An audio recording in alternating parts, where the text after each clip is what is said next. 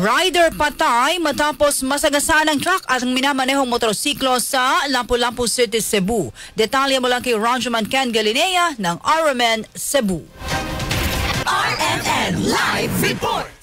Patay ang isang lalaking nakamotorsiklo matapos itong masagasaan ng isang dump truck sa Barangay Buaya sa lungsod ng Lapu-Lapu sa Cebu. Base sa kuha ng CCTV camera sa Barangay at Nerve Command Center ng Lapu-Lapu City Hall, nasa iisang direksyon ng dump truck at ang motorsiklo na minamaneho ng biktima na mangyari ang aksidente. Parehong nagmamadali ang dalawa na magkatawid sa traffic light bago maabutan ng red light. Sinubukan pa ng biktima na nakilalang si Jeff Lawrence Rojo, 21 anyos, na unahan ng truck sa pamamagitan ng pag-overtake sa kanang bahagi, ngunit ito ay nahagip at napunta sa ilalim ng truck. Kagad na kinustudiyan ng kapulisan ng truck driver matapos ang insidente at nagaantay na sampahan ito ng reklamo. Kasama mo sa DYHP RMN Cebu, Radio Man Ken Galinea, Tatak RMN.